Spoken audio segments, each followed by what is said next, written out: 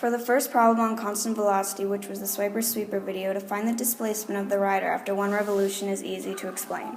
Displacement is the change in position. Since the rider is going in a circle, their displacement after one complete revolution is 0, since they end up where they started.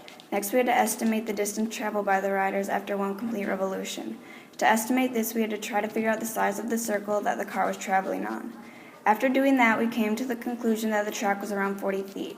In order to answer the next question, we had to convert 40 feet into meters. To do this, we times 0.304 meters by 40 feet. This gave us 12.16 meters. Now we needed to find the average speed of the rider after one revolution. For us to figure this out, you divide the distance over the time it took for the rider to complete one revolution. Even though the mechanism that moves all the cars moves at a constant speed, the cars get whipped around the end so quickly because it is curving, so it whips for the car to get to the other side. Pepsi Climb video, we analyzed the motion of the roller coaster going up the hill. We figured out the roller coaster was traveling at a constant speed. We were able to conclude this because when we graphed the points, the graph was a straight line going from left to right. Because it was traveling at a constant speed, we had to find the velocity. To find the velocity, divide displacement over time. After dividing the two, we found out the velocity was negative 2.101 meters per second.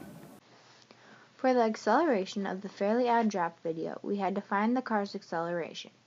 Because acceleration is distance over time, first we had to take Vf minus Vi divided by the time, which is also the velocity. To do this, we imported the video into Video Physics and took the motion map data. Before we moved it into graphical, we had to set the scale of the car and the distance, which was about 4 feet. Then, because we needed it to be in meters, we had to multiply by 0.34. After this, we could import the video into graphical. In graphical, we used the data file and turned on statistics, and then it showed us that we had an acceleration of 0.8684. This is how we found the acceleration for the Fairly Odd Drop video. One of my little brother's favorite rides at Mall of America is the Pepsi ride. I think this is because of how calm and how not lurchy the braking at the end of the ride is. If you couldn't tell, that was definitely sarcasm. You get a headache almost every time from knocking your head around at the very end. It is the least smooth ride in the park, according to my family. For our first problem that we did was focused on acceleration, and we did it on the Pepsi braking video. For this, we used the video from Mr. Myers and had to track the deceleration of the last car on the roller coaster. First, we tried to track it using the front car, but when the ride finished, you couldn't tell that the car had even slowed down.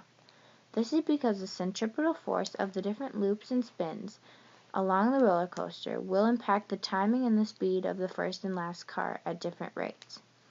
As the car nears the end of the track, there are multiple sets of mini brakes. There is also a mini incline of the hill, which is used to stop the ride from going through the end and smashing into the next car.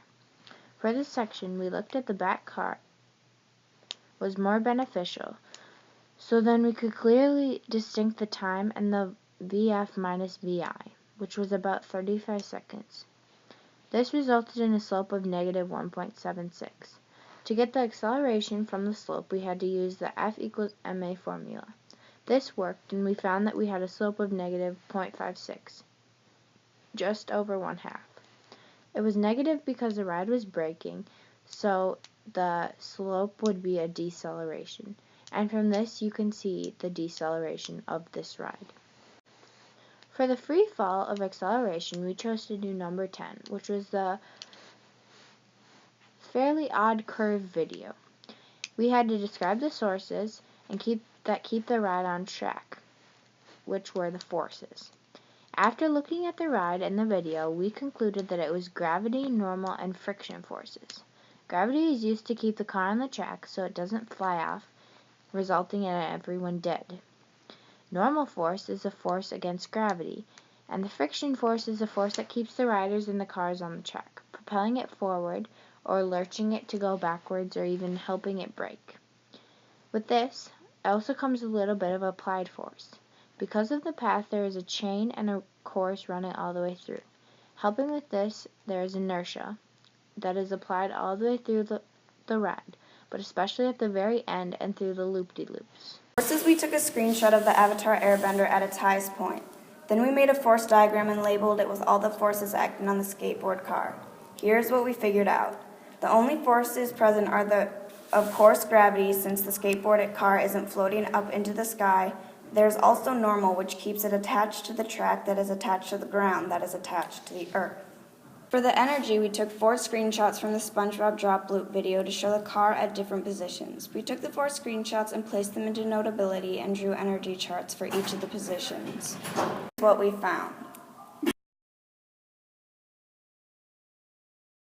Conclusion, that video was a girl holding onto a rope swing. This had to do with tension force. She let go too early, which meant the tension flipped. The lady fell on her head, and in our actual conclusion, this project was fun and we learned a lot.